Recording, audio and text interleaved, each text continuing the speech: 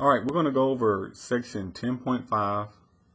This is introduction to functions and function notations. There's a lot of information in here. All of it is very important, and hopefully with the examples that we do after this overview, it'll help you understand it a little bit better. But what we want to do is talk about domain and range of linear functions, linear and nonlinear. We're going to look at some terms and vocabulary. We're going to evaluate functions and function notation, and then use a vertical line test to determine if a graph is a function or not. Okay, so you have here the definition of a function. So I'll let you kind of read over those. Here are some of the key terms that we're going to be looking at. A relation basically is a set of ordered pairs. It could be any pairing. You'll see some real life examples, and you also see some mathematical examples with just numbers. A real life example would be like each pairing, each person with their parent, like a son to a mother or a daughter to a father or vice versa. It could be the relationship between a person and their social security number, or a person and their driver's license number. So it's just some kind of pairing, any kind of pair. Now the domain is going to be the first coordinate, and the range is going to be the second coordinate. So usually domain, when we're dealing with numbers, is x, or always domain is x, and always the range is y value. And that's what it says here. Horizontal axis, the x-axis is the domain, and the y-axis is the range. So here they have a set of listed ordered pairs, and they're showing you in red, these are the x values, and they list them here, and in blue they list the y values. Now you might notice that there are 4 ordered pairs, and there are only 3 numbers listed. Well, why is that? When you list the domain and range, we only want to know what number appears. We don't need to know how often that number appears. So if you notice, we have 5, we have 6 twice, and then -1. Well, we don't need to write 6 twice. We only need to write it once, indicating that it is in the domain. Okay, we don't need to know how many times it appears. The same thing is true for the range. The number 2 appears twice, but we only list it once. So when you're listing domain and range, if you list a number more than once, you're going to get it incorrect because you only list them once. So be careful with that. That's something that's not mentioned, but you do want to take note of. Okay, so you got several examples here with listing domain and range. Then we also going to look at domain and range when we have a curve. So not necessarily ordered pairs or points. We have a smooth curve, a connected line. So domain, you look the leftmost point and the rightmost point. So this graph ending with a dot indicates it stops here. The farthest to the left we go, so starting at 0, we go to -1. Hence this -1 here. And the farthest to the right it goes, it doesn't go anything past this line. So on the x-axis, starting at 0, it's 1, 2, 3, and it doesn't go past 3. So the domain is from 1 to 3, looking left to right only. Then you do the range. It's going from bottom to top, so you start from the lowest point. The lowest point here is 0, 0. The graph does not go any lower than 0. It doesn't go to the negative. So that's why the leftmost point says 0. And then how high does it go? Well, this is the top, the highest it goes, and that is a value of 6. So if you start here and count, you go up 6 points, and you'll get to that highest point. So that's how you label domain and range when you have a curve. If you have these arrows indicating that the graph will continue to go to the left or the right without bound, then we say it goes to infinity. So I know this curve is going up, but it's also going to the left at the same time. Okay, so you get your domain. Leftmost point is negative infinity. The rightmost point is positive infinity. And then as far as the range, it goes all the way down to -2 and stops.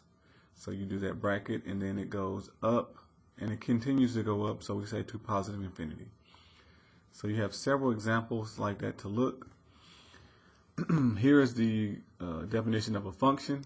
So a function is a relation, so a set of ordered pairs in which each domain element, so each input, has exactly one corresponding range and output. So again, one example of this might be a person and a driver's license number. There's no two people that have the same driver license number. So you got one person, you have one number. As long as each one of these go to one of those and it's not the same, then it is a function.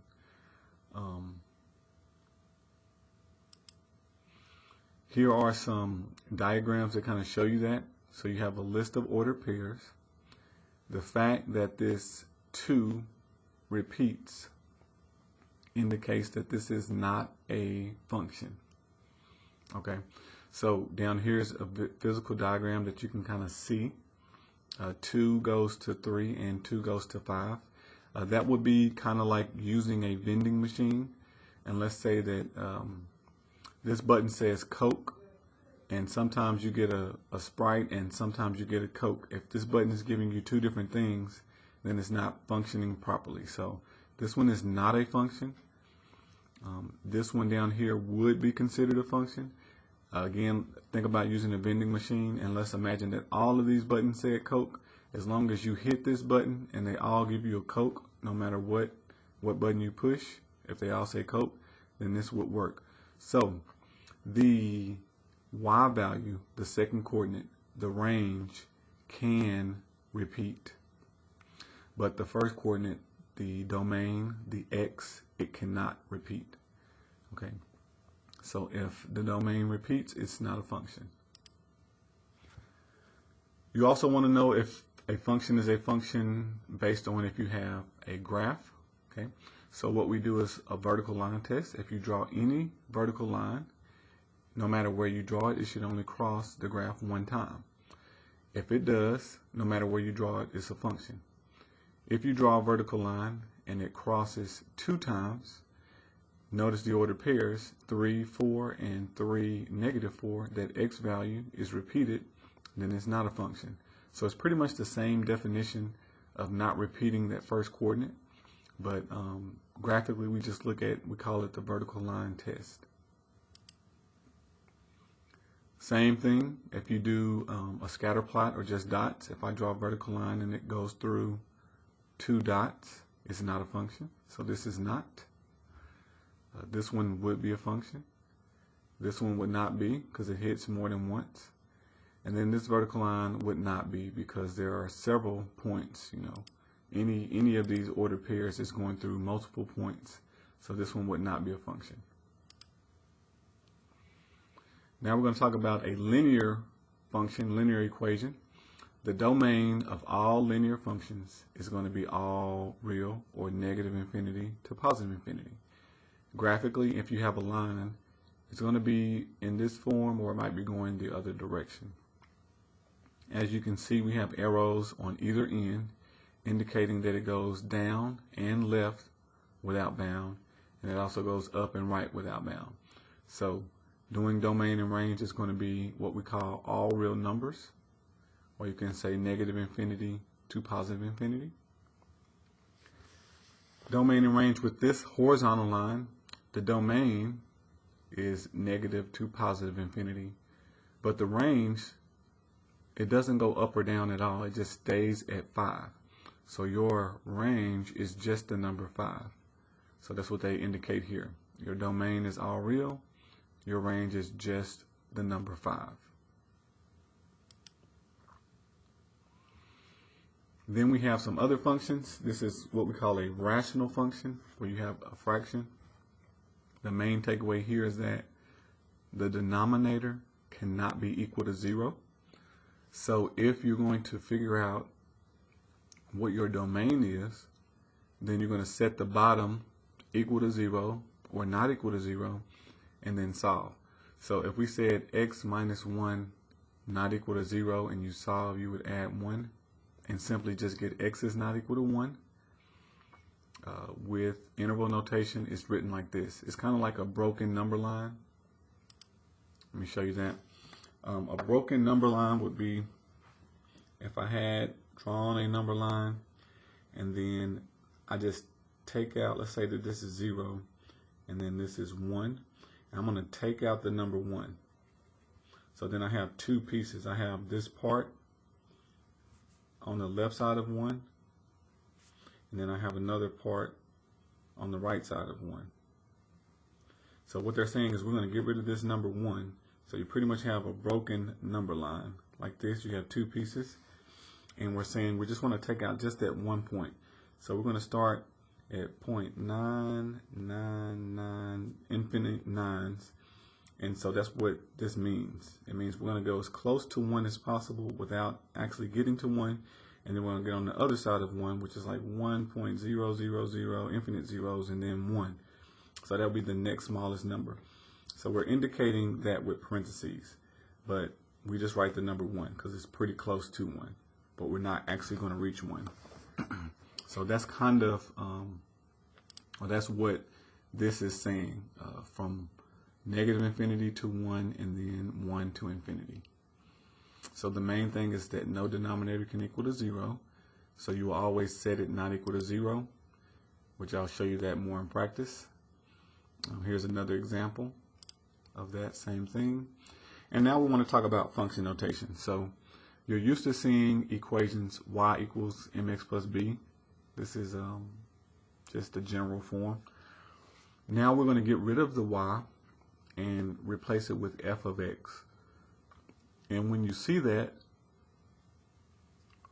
that just means function notation. You might also see other letters, G, H, you might see capitals. Any one of these letters can be put. We can put R, S, T. It doesn't matter what it is, but if you see f of x or something of x, that would be your function notation. That is the same as y. Okay, so this f of x is the same thing as a y. And when you see this notation, a 4 has been replaced in the spot where x was. That's what they want you to do into the equation. They want you to plug a 4 everywhere you had x. So down here they're showing you plug a 4 in next to the 3, so it's negative 3 times 4, and then you add 2 and solve.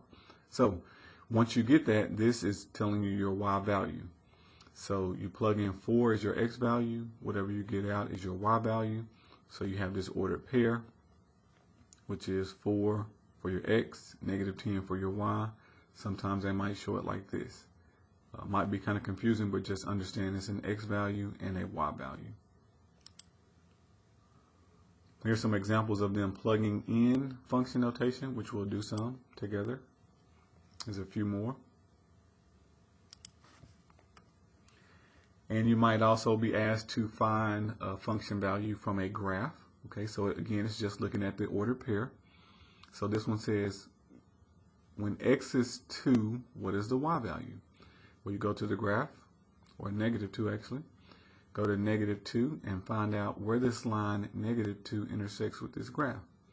And when you find it, what is the y value there? It's 6. So all you have to do is read the graph and find that ordered pair. So go to x is 1. So I'm going to go right 1 and look up and down this line until this line hits the graph, which it does here. So x is 1, what's the y value? Negative 3. So using function notation, you don't actually have to have an equation. You can also do it from a graph. So here's some examples of them showing that. So let's do this one. There's no answer here. Let's just say g of 3. They're showing you that this graph is represented by g. So if we want to find g of 3, we're going to go over to 3.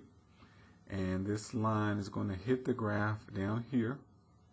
And what is the y value? Looks like 5. So if we go down here, it should show you g of 3 is equal to 5. And so that's how you do those. And then you can also do this with the calculator. So they're showing you the button pushing. I will try to show you one or two of these on the videos that we make after this. So it's just graphing them in the calculator.